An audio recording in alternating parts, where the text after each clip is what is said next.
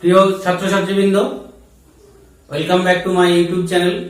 তোমাদেরকে সকলকে আমার ইউটিউব চ্যানেলে স্বাগত জানাচ্ছি। আমরা আগের ক্লাসে অবকলন সম্পর্কে তোমাদের বিস্তারিত আলোচনা করেছিলাম এবং বলেছিলাম আমরা পরের ক্লাসে সমাকলন সম্পর্কে আলোচনা করব। তো চলো আমরা আজকে সমাকলন সম্পর্কে তোমাদের সামনে আলোচনা করব। তো সমাকলন, ইন্টিগ্রেশন, এই জিনিসটা কি? তো সেটা অ্যাকচুয়ালি আমাদের আসবে অবকলন থেকে আসবে। অর্থাৎ অবকলনটা আমরা করেছিলাম যে কোনো একটা অপেক্ষক ছিল y, হয়তো দেখা যাচ্ছে x এর অপেক্ষক। তাহলে y কে আমরা এভাবে লিখতাম y equals to f of x, অর্থাৎ x এর অপেক্ষক। যদি এটা হয়তো দেখা যাচ্ছে 3x square plus 2x plus 1 এইরকম কিছু, তাহলে আমরা সঙ্গে সঙ্গে এটা কি লিখতাম, x এর সাপেক্ষে যদি অবকলন করতাম তাহলে dy dx সমান সমান আমরা লিখতাম এটা, এই জিনিসটার অবকলন কত হতো, এটা হয়ে যেত 3 ইনটু এই পাওয়ারটা এগিয়ে আসতো 2, এই x এর পাওয়ারটা 1 কমে যেত, তাহলে 2 থেকে 1 বাদ দিলে 1, তাহলে 1 আমরা লিখতেও পারি না লিখতে পারি, প্লাস 2 ইনটু x এর অবকলন 1 প্লাস 1 এর অবকলন 0, অর্থাৎ এটা 3 দুগুণী 6x প্লাস 2, অর্থাৎ এটাও একটা নতুন x এর অপেক্ষক আসলো। অর্থাৎ আমরা কি দেখলাম যে অবকলন করার পরে যে অপেক্ষকটা ছিল সেটা একটা নতুন x এর অপেক্ষক আসলো, সেই অপেক্ষকটাকে আমরা বলছি f dash x। f dash x, তাহলে আমরা কি পেলাম? আমরা পেলাম হচ্ছে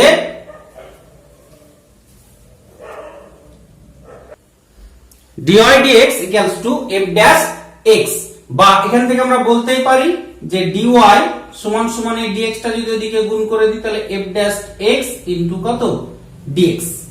তো এখন এই dy কে কি আমরা জানি যে একটা y এর ক্ষুদ্র পরিমাপকে dy বলা হয়, x এর ক্ষুদ্র পরিমাপ হচ্ছে dx। দেখো তোমরা আগের ক্লাসটায় অবকলনে দেখেছিলে যে একটা আমরা দণ্ড আছে যার দৈর্ঘ্য হচ্ছে x, ওই দণ্ডটাকে যদি আমরা এইভাবে ক্ষুদ্র ক্ষুদ্র ক্ষুদ্র করে কেটে নিই, অনেকগুলো টুকরে টুকরে ভেঙে নিই, যেগুলো প্রত্যেকটা টুকরো দৈর্ঘ্য dx, যেখানে dx টা এতটাই ছোট যে dx টেন্ডস টু 0, তাহলে আমরা উল্টো ভাবে যদি ভাবি, অর্থাৎ x কে আমরা ক্ষুদ্র ক্ষুদ্র টুকরো করে নিলাম, প্রত্যেকটা অংশ বলছে dx এতটাই ছোট যে x এর মান 0 এর কাছাকাছি dx। তাহলে উল্টো করে যদি বলি যে এই সমস্ত যে টুকরো টুকরো গুলো dx গুলোকে যদি যোগ করি, সমস্ত dx গুলোকে যদি যোগ করি, dx dx এইভাবে যদি যোগ করতেই থাকি, তাহলে সেটা কি হবে, গোটা টোটাল দৈর্ঘ্যটা পাবো আমরা। এই টোটাল দৈর্ঘ্যটা কত, x। তাহলে এই যে যোগ করা, ক্ষুদ্র ক্ষুদ্র জিনিসকে যোগ করার যে প্রক্রিয়া, সেই যোগ করার প্রক্রিয়াটার নামই হচ্ছে সমাকলন, ইন্টিগ্রেশন।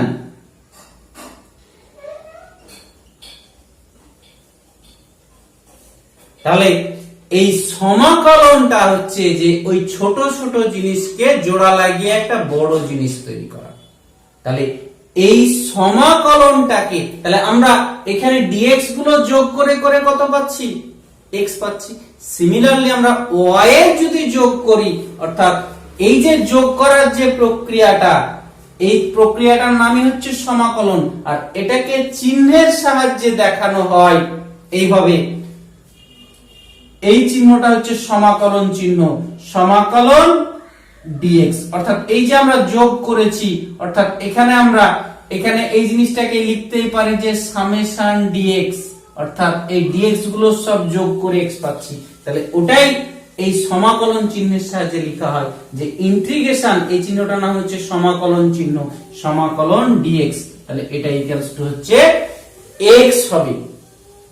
তো এবারে আমরা একই ভাবে যদি এটার সমাকলন করি, এই যে জায়গাটার, তাহলে এটার যদি সমাকলন করি, সমাকলন করে পাই।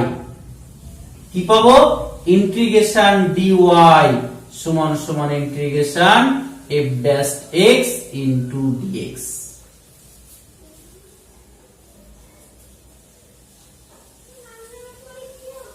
তাহলে এই যে ইন্টিগ্রেশন ডিওয়াই, তাহলে ডিওয়াই আমরা যেমন ডিএক্স এর ইন্টিগ্রেশন করলে কত পাচ্ছি? এক্স পাচ্ছি। সেরকম এই ডিওয়াই এর ইন্টিগ্রেশন করলে আমরা ওয়াই পাবো।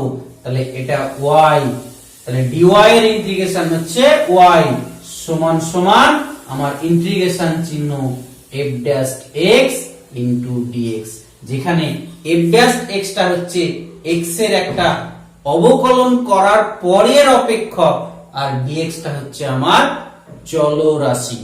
ডিএক্স টা হচ্ছে আমার চলরাশি, এক্স টা হচ্ছে চলরাশি অর্থাৎ সমাকলন যোগ্য চলরাশি হচ্ছে আমার ডিএক্স। বা ওয়াই ইকুয়ালস টু আমরা শুরুতে দেখেছিলাম যে ওয়াই ইকুয়ালস টু হচ্ছে এফ অফ এক্স সমান সমান হয়ে যাচ্ছে integration f dash x dx.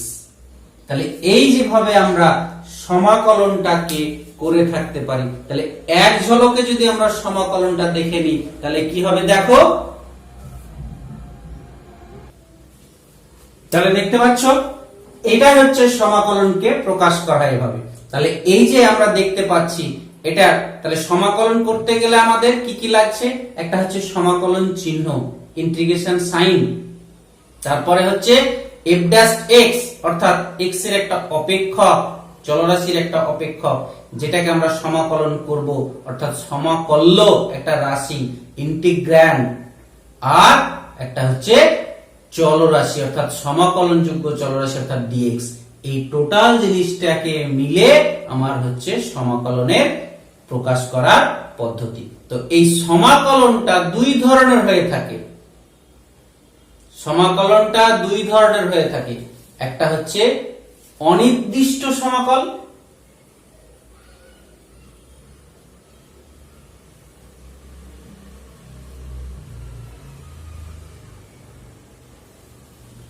আর আরেকটা হচ্ছে নির্দিষ্ট, অর্থাৎ ইনডিফিনিট ইন্টিগ্রাল আর একটা হচ্ছে ডেফিনিট ইন্টিগ্রাল। তাহলে এই যদি কোন একটা সমাকলনযোগ্য চলরাশি নির্দিষ্ট কোনো সীমা না থাকে, অর্থাৎ সমাকলনটা আমরা করব কোথা থেকে কতদূর পর্যন্ত যদি না বলে দেওয়া থাকে তাহলে সেটা আমার হবে অনির্দিষ্ট সমাকলন। আর যদি ওই সমাকলনযোগ্য ইন্টিগ্র্যান্ড পার্টটার একটা সীমা বলে দেওয়া থাকে, অর্থাৎ আমরা কোথা থেকে কতদূর পর্যন্ত তার সমাকলন করব, কোন মান থেকে কোন মান পর্যন্ত, অর্থাৎ একটা নিচের দিকের মান থাকবে একটা উপরের দিকের মান থাকবে, তাহলে সেই সমাকলনকে বলবো আমরা নির্দিষ্ট সমাকল। এবং নির্দিষ্ট সমাকলনকে দেখো এইরকম ভাবে প্রকাশ করা হয়ে থাকে, নির্দিষ্ট সমাকলনটাকে এইরকম ভাবে প্রকাশ করা হয়ে থাকে, যেটা অর্থাৎ আমরা বলেছি যে একটা সীমা থেকে আরেকটা সীমা, অর্থাৎ যার একটা নিচে লোয়ার মান থাকে, সর্বনিম্ন মান একটা সর্বোচ্চ মান। এখানে সর্বনিম্ন যে মানটা সেটাকে লোয়ার লিমিট বলা হয় আর সর্বোচ্চ মানটাকে আপার লিমিট। দেখো ইন্টিগ্রেশনের নিচে এ দেওয়া আছে, তার মানে এটা হচ্ছে এর লোয়ার লিমিট, আর উপরে দেওয়া আছে বি, এটা হচ্ছে আপার লিমিট। তো সমাকলন করার পরে অনির্দিষ্ট সমাকলন যেভাবে করছি, সূত্রগুলো যেভাবে করেছি, সূত্রগুলো আমরা দেখব। সমাকলন করার পরে প্রথমে চলরাশিতে আপার লিমিটের মানটা বসাতে হয়, অর্থাৎ বি বসাতে হবে। চলরাশির জায়গায় আমাকে বি বসাতে হবে, যেখানে যেখানে চলরাশি থাকবে, এক্স থাকলে এক্স, থিটা থাকলে থিটার জায়গায় বি বসাতে হবে। তারপরে মাইনাস দিয়ে তখন লোয়ার লিমিট অর্থাৎ এ এর মানটা বসাতে হবে। এইভাবে আমরা নির্দিষ্ট সমাকলন ক্ষেত্রে মান নির্ণয় করব। তো এটা করতে গেলে আমাদের উদাহরণ জানতে হবে, তাহলে আরো। তাহলে এই সমাকলন করতে গেলে আমরা অবকলন করতে গেলে যেমন আমরা কতগুলো সূত্র আমরা নিয়ম দেখেছিলাম, এখানেও ঠিক নিয়ম পাবো। আর আরেকটা জিনিস এখান থেকে আমরা পেয়ে গেলাম, সেটা হচ্ছে সমাকলনটা একটা অবকলনের বিপরীতমুখী প্রক্রিয়া, অর্থাৎ যেখানে অবকলনে একটা বড় জিনিসকে আমরা ভেঙে টুকরো টুকরো ছোট করে দিতাম, সেটা ছিল একটা ভাগ প্রক্রিয়া। আর এখানে আমরা কতগুলো ছোট ছোট জিনিসকে জোড়া লাগিয়ে একটা বড় জিনিস করছি, অর্থাৎ এটা হচ্ছে একটা যোগ প্রক্রিয়া। তাহলে চলো আমরা প্রথমে একটা কতগুলো সূত্র, আমরা সমাকলনের সূত্র বা নিয়মগুলো জানবো।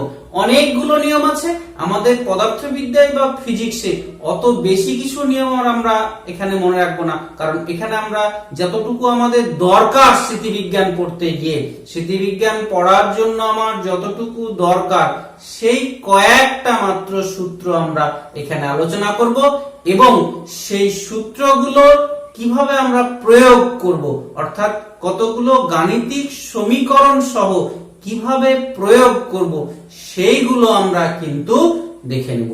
তাহলে চলো আমরা প্রথমে সূত্রগুলো দেখে নিই।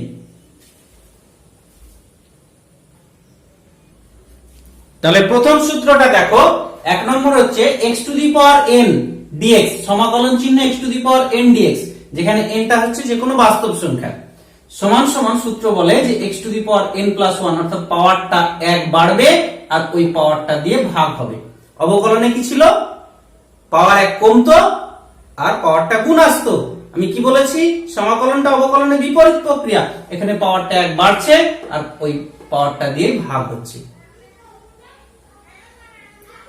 প্লাস একটা সি দেওয়া হয়, এখানে সি গুলো হচ্ছে সব সমাকল ধ্রুবক, অর্থাৎ এটা আমরা অনির্দিষ্ট সমাকল যদি থাকে তাহলে সেক্ষেত্রে এখানে সমাকল ধ্রুবকটা আমাদের ব্যবহার করতে হবে। কেন করতে হবে একটু পরে একটা উদাহরণ করলে তোমাদের ক্লিয়ার হয়ে যাবে। এখন তোমরা জেনে নাও যে সমাকল ধ্রুবক একটা সি ব্যবহার করতে হয় যদি সেটা অনির্দিষ্ট সমাকল থাকে।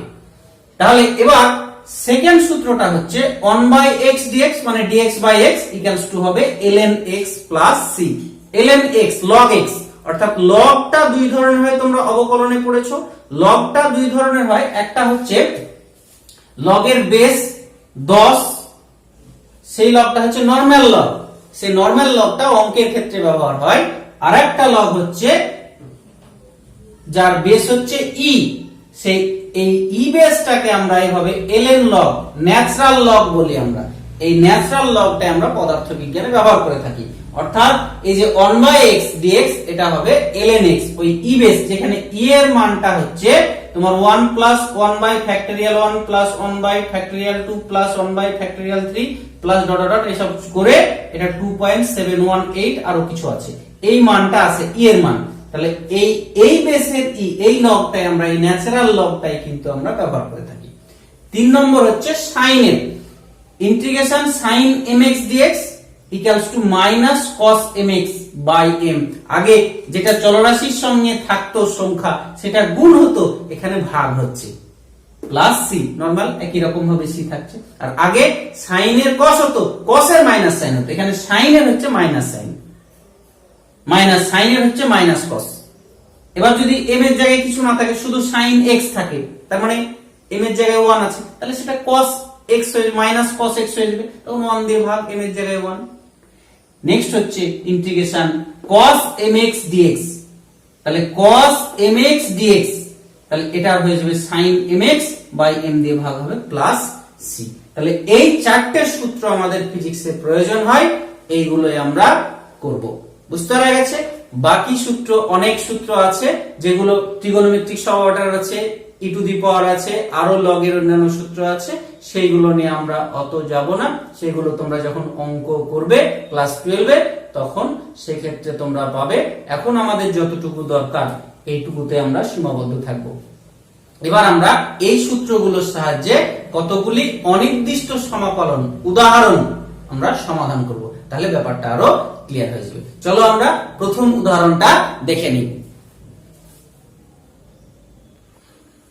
তাহলে প্রথম উদাহরণটা দেখো দেওয়া আছে, ইন্টিগ্রেশন চিহ্ন 2x³ প্লাস 3x প্লাস 3 গোটাটা ঘিরে dx, কারণ ইন্টিগ্রেশন বোঝাতে গেলে এই চিহ্নটা লাগবে, একটা ইন্টিগ্র্যান্ড লাগবে, আর আমার ভেরিয়েবল কার সাপেক্ষে ইন্টিগ্রেশন করব সেটা লাগবে। তাহলে আমরা প্রথমে এই যে জিনিসটার ইন্টিগ্রেশন করব, তাহলে এটার ইন্টিগ্রেশন করলে কি হবে? এই সংখ্যাটা বাইরে বেরিয়ে আসবে যেমন আসার, অবকলনে যেমন আসতো এখানে সংখ্যাটা বেরিয়ে আসবে। এবার কি বলে সূত্র কি বলে, পাওয়ার 1 বাড়বে সেটা দিয়ে ভাগ হবে। তাহলে এর পাওয়ার 3 আছে, তাহলে 1 যদি বেড়ে যায় তাহলে 3 প্লাস 1 আর ওটা দিয়ে ভাগ হবে পাওয়ার দিয়ে। প্লাস এবার এটার জন্য 3টা বেরিয়ে আসলো, এখানে x এর পাওয়ার কত 1, তাহলে এরও পাওয়ার 1 বাড়বে, তাহলে 1 প্লাস 1, তাহলে ওটা দিয়ে ভাগ হচ্ছে। প্লাস এর 3 ইনটু dx, তাহলে এর কিছু নেই, তাহলে শুধু dx হচ্ছে। তাহলে এইগুলোতে কিন্তু চলরাশি ছিল, তাই ইন্টিগ্রেশন হলো। এবার শুধু যদি dx থাকে, এখানে আরেকটু আমি বলতে মিস করে গেছি, যদি কোনো একটা ইন্টিগ্রেশন dx থাকে, আমরা একটু আগেই করলাম যে ইন্টিগ্রেশন dx থাকলে তার সেটা কত হবে x হবে, প্লাস একটা c তখন দিতেই হবে, কারণ সমাকল ধ্রুবক সবার ক্ষেত্রে আসবে। আমরা প্রথমেই সমাকলনের সূত্রের সময় বলেছি, সমাকলনের সংজ্ঞার সময় ইন্টিগ্রেশন dx টা অর্থাৎ dx এর যোগ করলে সেটা x হবে। তাহলে এখানে শুধু 3 টা বাইরে বেরিয়ে আসলো, ইন্টিগ্রেশন কি হবে 3 ইন্টিগ্রেশন এটা dx হবে, তাহলে এই dx এর জন্য আমরা পেয়ে যাব x। তাহলে টোটাল সব সমাকলন করেছি, একটা ধ্রুবক দিতে হবে c। তাহলে আমাকে বলে নিতে হবে যে c টা হচ্ছে, যেখানে c সমাকল ধ্রুবক, তাহলে ইকুয়ালস টু কত হয়ে যাচ্ছে, এটা 2, এটা x to the power 4 by এটা 4 plus 3 x square by 2 plus 3x plus c। তার মানে এটা কেটে দিলে কত হয়ে যাচ্ছে, x to the power 4 by 2 plus 3x square by 2 plus 3x plus c। এই গেল আমাদের 1 নম্বর উদাহরণ। এবার আমরা 2 নম্বর উদাহরণটা চলো দেখে নিই। দেখো দ্বিতীয় প্রবলেমটা, ইন্টিগ্রেশন 5x টু দি পাওয়ার 3 এর 2 minus 7x two the power minus 3 এর 2 প্লাস 2x টু দি পাওয়ার 1 এর 2 ইনটু dx। তাহলে এই প্রবলেমটা আমরা এবার সলভ করব।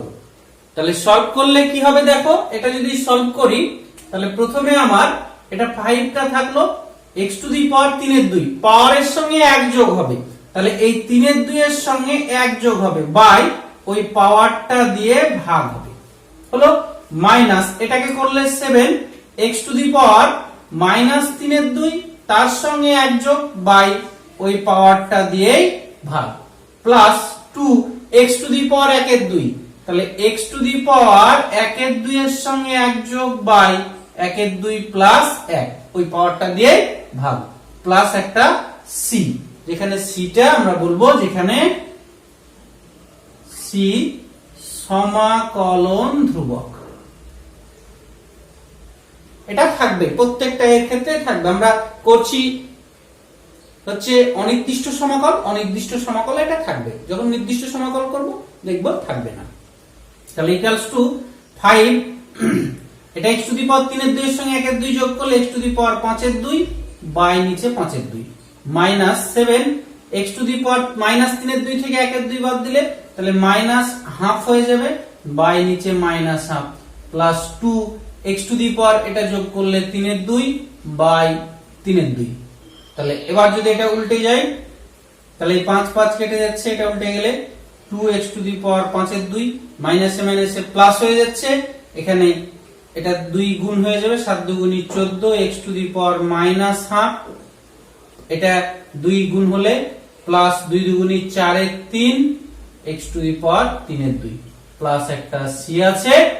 এই হচ্ছে আমার অ্যানসার। এবার মাইনাসটাকে আমরা নিচে নামাতে পারি, মাইনাস মানে নিচে নামিয়ে দিতে পারি, না নামাতে পারি, এইভাবে রেখে দিতে পারি। তাহলে এই গেল আমার দ্বিতীয় একটা উদাহরণ। এবার চলো আমরা থার্ড উদাহরণে চলে যাই। 3 নম্বর উদাহরণটা দেখো, দেওয়া আছে integration sin 3x sin 5x dx নির্ণয় করতে বলেছে এটা। তাহলে এখানে এই দুটো যে আমার ট্রিগোনোমেট্রিক ফাংশন আছে, সেই ট্রিগোনোমেট্রিক যে চলরাশিটা ভেরিয়েবলটা, সেখানে মাঝে ইনটু আছে গুণ, প্লাস মাইনাস থাকলে আমরা এটার আলাদা ইন্টিগ্রেশন করতাম, এটার আলাদা ইন্টিগ্রেশন করতাম, যেমন আগের উদাহরণগুলোতে করলাম। তো এখানে কিন্তু আমরা এই রকমটা করতে পারবো না। কেন করতে পারবো না? এই রকমটা এখানে গুণ আছে, তাই আমরা এই ত্রিকোণমিতির সূত্র, তোমরা ত্রিকোণমিতির সূত্র পড়েছো, তো এটাকে আমরা কি করব, একটু করে নেব, 1 এর 2 দিয়ে ভাগ করছি আর 2 দিয়ে গুণ করছি,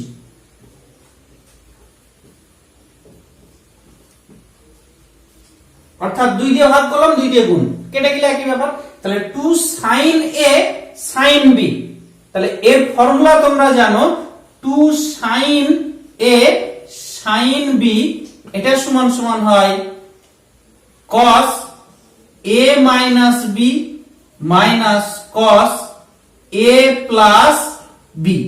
এই হচ্ছে আমাদের সূত্র। তোমরা করেছো ত্রিগোণমিতিক গুণিতক কোণ, সেক্ষেত্রে আমরা কিন্তু এটা করে থাকি। তাহলে এই সূত্র অনুযায়ী দেখো আমরা কি করব, এখানে আমার এর জায়গায় 3x, এটার জায়গায় 5x, তাহলে এটা হাফ ইন্টিগ্রেশন, এটা হয়ে যাবে cos a minus b, তাহলে cos a minus b, তাহলে a মানে কত আমার, এখানে 5x টা বড়টা যদি ধরি, cos এর মাইনাস আউট হয়ে যায় অটোমেটিক, কোনো ব্যাপার নাই। তাহলে 5x minus 3x minus cos a plus b 3x plus 5x, এই গোটাটাকে ঘিরে কি আছে, গোটাটাকে ঘিরে আমার dx আছে। তাহলে সমান সমান হাফ ইন্টিগ্রেশন কত হলো, cos 5 থেকে 3 বার 2x minus cos 3 আর 5 এ 8x into dx। এবার আমার দেখো বিয়োগ আকারে চলে এসেছে, যোগ বা বিয়োগ থাকলে কোনো অসুবিধা নেই, অর্থাৎ এটার সূত্র ফেলবো, এটার সূত্র ফেলবো। তাহলে সমান সমান হাফ থাকলোই, এটার সূত্র কত, cos mx এর কত, sin mx বাই m, তার মানে এটা কত হয়ে যাবে, sin mx, তার মানে কত, sin কত 2x বাই m এর জায়গায় কত আছে এখানে 2, তাই 2 দিয়ে ভাগ, মাইনাস cos এটা আছে, তাহলে cos এর জন্য আবার একই ফর্মুলা, তাহলে এটা sin mx মানে 8x বাই m, m হচ্ছে 8 প্লাস একটা c, আমাকে লিখতে হবে যেখানে c হচ্ছে কি সমাকল ধ্রুবক, এই কথাটা বারবার লিখতে হবে, যেখানে c হচ্ছে সমাকল ধ্রুবক, আমরা অনির্দিষ্ট সমাকল করছি। তাহলে ইকুয়ালস টু এটা কত হয়ে যাচ্ছে, এই তাহলে এই টোটালটা এটা এইরকম ভাগ হবে অ্যাকচুয়ালি, তাহলে এই দুইটা এদিকে বেরিয়ে আসলে 1 এর 4 sin 2x মাইনাস এটা কত হয়ে যাবে 1 এর 16 sin 8x প্লাস একটা c।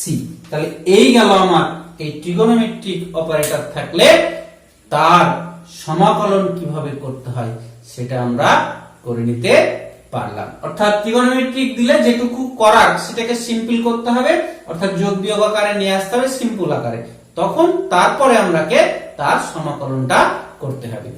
নেক্সট আমরা এবার নির্দিষ্ট সমাকলন কিভাবে করব সেগুলো দেখে নি। চলো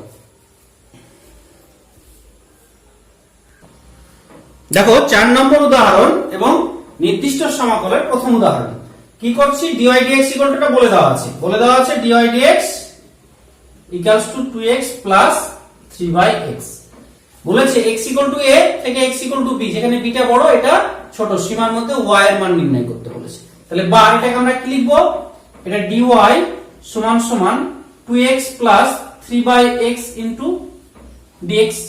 এবার আমি y এর মান নির্ণয় করব, তাহলে কি করে dy থেকে y সমাকলন করব, তাই লিখছি যে x equal to a x equal to b সীমার মধ্যে সমাকলন করে পাই। তাহলে সমাকলনের চিহ্ন কি ইন্টিগ্রেশন, dy সমান সমান এদিকে integration 2x plus 3/x dx। এখানে কিন্তু x ইকুয়াল টু a থেকে x ইকুয়াল টু b সীমা বলেছে, যেখানে b টা বড় এটা ছোট। আমরা আগেই বলেছি যে নিচে বসানো হয় ছোট মানটা, সেটাকে নিম্ন সীমা বলে।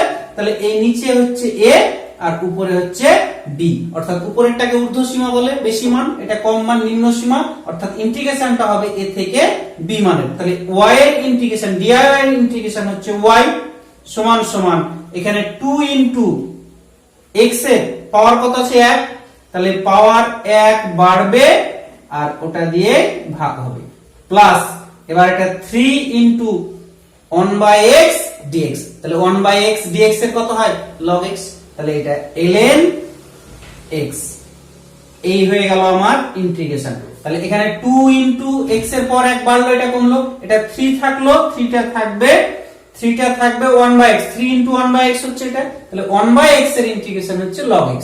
তাহলে আমার লিমিট বসবে নিচে a, উপরে হচ্ছে b, তাহলে এবার দেখো আমরা এখানে চলে যাচ্ছি, লিমিট বসার নিয়মটা হচ্ছে আমার জায়গায় এখানে আছে, তোমরা নিচে নিচে করবে।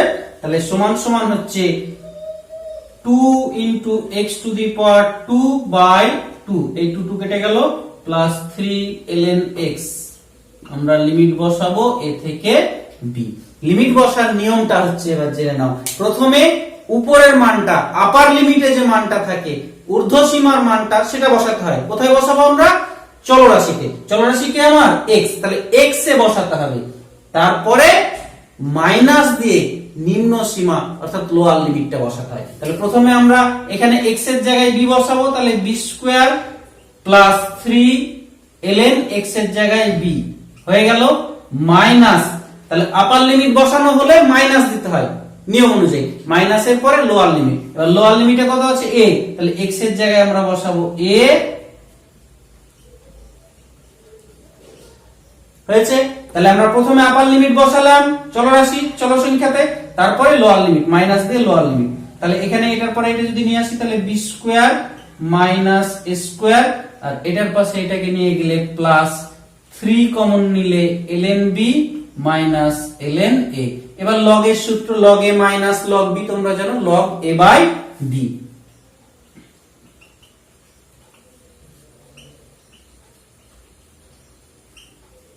এবার এখানে লক্ষ্য করে দেখো, এখানে কিন্তু আমরা কোনো সি দিইনি। কেন? কারণটা হচ্ছে এখানে তো সীমা বলে দেওয়া আছে, তাহলে এখানে সমকাল ধ্রুবকের প্রয়োজন হবে না। অর্থাৎ এখানে আমার সি লেখার দরকার নাই। অনির্দিষ্ট সমকাল করলে এখানে আমরা নির্দিষ্ট সমকাল করলাম, অর্থাৎ মানটা আমরা বসিয়ে দিচ্ছি, তাই এটাই হচ্ছে আমার অ্যান্সার। নেক্সট আরো একটা উদাহরণ করি, করে কেন ওখানে সি দিচ্ছি আর এখানে কেন আমরা সি দিচ্ছি না সেটা দেখব। তাহলে আর একটা উদাহরণ আমরা নির্দিষ্ট সমাকলের দেখে নিই, চলো।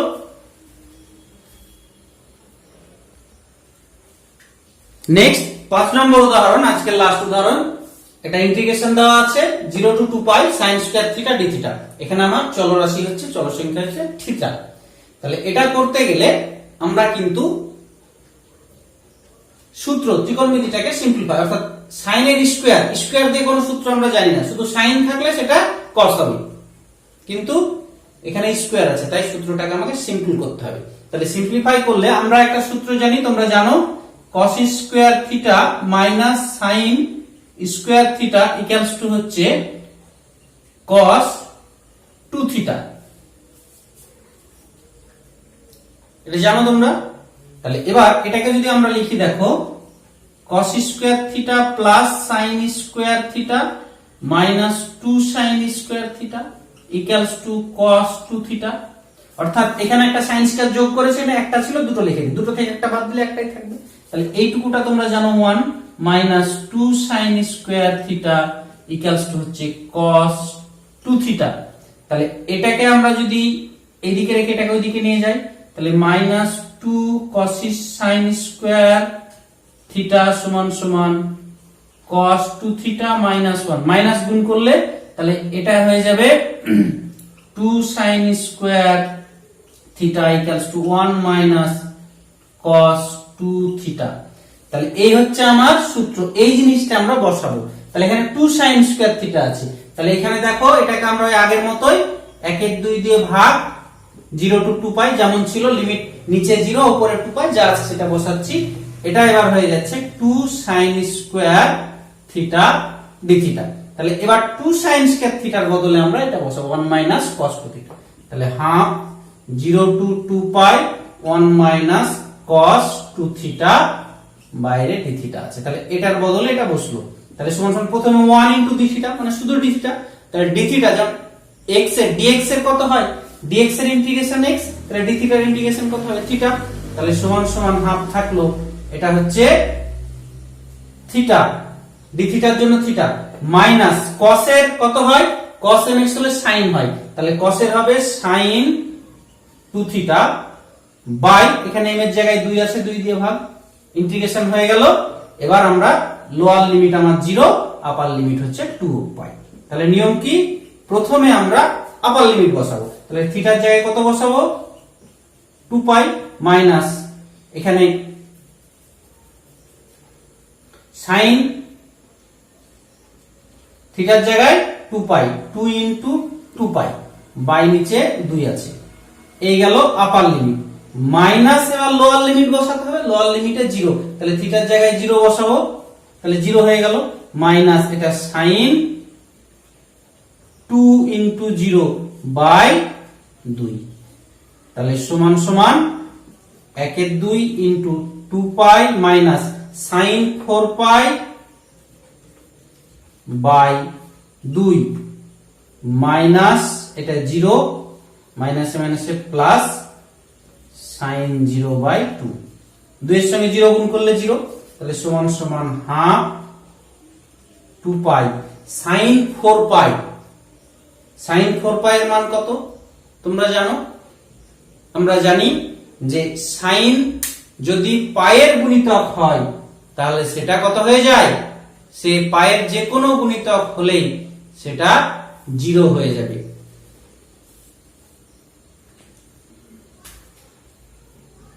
তাহলে দেখা যাচ্ছে যে এখানে এটাও 0 হয়ে গেল, এটাও 0, এটা সব 0, তাহলে সবগুলো 0, বসানোর দরকার নেই, তাহলে 2 2 কেটে যাচ্ছে, সমান সমান পাই।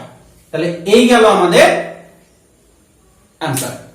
এবারে আমরা তাহলে ওইখানে সি ব্যবহার করছিলাম, এখানে কেন ব্যবহার করছি না, তাহলে সেটা করতে গেলে আমরা একটা উদাহরণ করি, তাহলে তোমাদের ব্যাপারটা ক্লিয়ার হয়ে যাবে।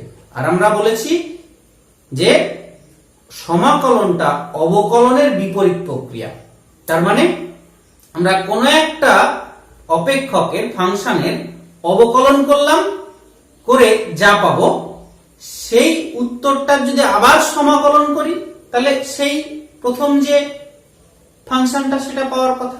দেখে নি পাচ্ছি কিনা।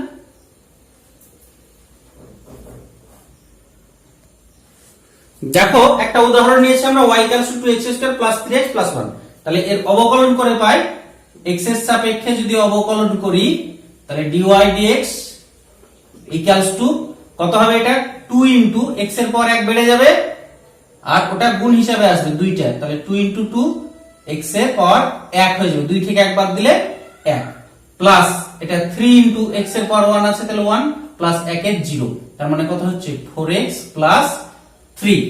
তাহলে এবার আমরা dy dx = এটা পেলাম, তাহলে এটাকে যদি এবার আমরা এই রাশিটা যদি আমরা সমাকলন করি তাহলে এই রাশিটা পাওয়ার কথা, যেহেতু বিপরীত প্রক্রিয়া। দেখি পাওয়া যাচ্ছে কিনা। তাহলে dy dx = হচ্ছে 4x + 3, তাহলে dy সমান সমান 4x + 3 ইনটু dx। তাহলে এবার সমাকলন করে পাই, কি হবে সমাকলন করলে, ইন্টিগ্রেশন dy সমান সমান 4x + 3 ইন্টিগ্রেশন dx। তাহলে dy এর ইন্টিগ্রেশন y সমান সমান 4 ইনটু এর পাওয়ার 1 বাড়বে, তাহলে x এর পর 1 বাড়লে 1 + 1 বাই 1 + 1 প্লাস 3 ইনটু dx হবে, তাহলে 3 টা তো বাইরে বেরিয়ে আসলো, তো dx এর ইন্টিগ্রেশন কত, x, তাহলে এটা কত হয়ে যাচ্ছে 4 ইনটু x² / 2 প্লাস 3x, তাহলে 2 দিয়ে কেটে দিলাম, তাহলে 2x² প্লাস 3x। তাহলে দেখো এই জিনিসটা পাচ্ছি আমরা, এটাই। তাহলে এই যে একটা পেলাম না, অর্থাৎ অবকলন করতে গিয়ে ধ্রুবকটাকে 0 করে দিয়েছি আমরা, এখানে 0, তার জন্য ওই জিনিসটা পাচ্ছি না। তাই আমাকে কিছু একটা থাকতে পারে, থাকলেও তার জন্য আমাকে সব সময় একটা আমাকে সমাকল ধ্রুবক c দিতে হয়। এখানে এই অঙ্ক অনুযায়ী c এর মান হচ্ছে কত, +1। তাহলে ক্লিয়ার হলো আশা করি, যে সমাকল ধ্রুবকটা আমাকে দিতে হচ্ছে কেন, অর্থাৎ অনির্দিষ্ট সমাকলে আমরা অবকলন করে কোন ধ্রুবকটাকে 0 করে দিয়েছি, তাহলে সেই জিনিসটাকে আবার সমাকলন করে ফিরে পেতে চাইলে আমরা চলরাশি সম্পূর্ণ পদটা পাবো, শুধু ধ্রুবক পদটা, বিশুদ্ধ ধ্রুবক পদটা পাই না। তাই ওই ধ্রুবক পদটা এখানে সমাকল ধ্রুবক হিসাবে আমরাকে লিখতে হয়, যেটার মান যখন যেটা হবে সেটা বের হয়ে যাবে। কিন্তু নির্দিষ্ট সমাকলের ক্ষেত্রে, ডেফিনিট ইন্টিগ্রালের ক্ষেত্রে এটা লেখার দরকার হচ্ছে না, কারণ সেক্ষেত্রে আমার মানটা কতদূর থেকে কতদূর যাবে সীমা মানটা দেওয়া আছে। তাহলে এইভাবে আমরা এটা করতে পারছি।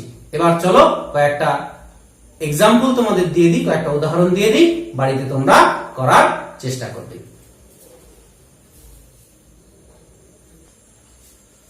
দেখো এখানে 7টা উদাহরণ দেওয়া আছে, সেই উদাহরণগুলো তোমরা বাড়িতে করবে। যদি কোনোটা সমস্যা হয় তাহলে তোমরা কমেন্ট বক্সে আমাকে জানাবে, আমি তোমাদেরকে করে দেওয়ার চেষ্টা করব। তাহলে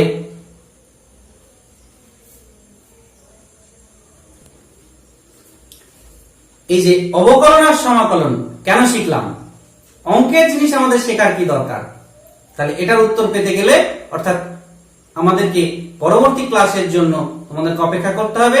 তোমরা আমার চ্যানেলটাকে সাবস্ক্রাইব করে সঙ্গে থাকো, তাহলে পরের ক্লাসে আমরা এই অবকলন সমাকলনের সাহায্যে কিভাবে কোনো কণার স্থিতিবিজ্ঞানে গতিবেগ এবং ত্বরণ নির্ণয় করতে পারি সেগুলো দেখব। তাহলে ভালো থাকো, সুস্থ থাকো, পরের ক্লাসে আবার দেখা হবে।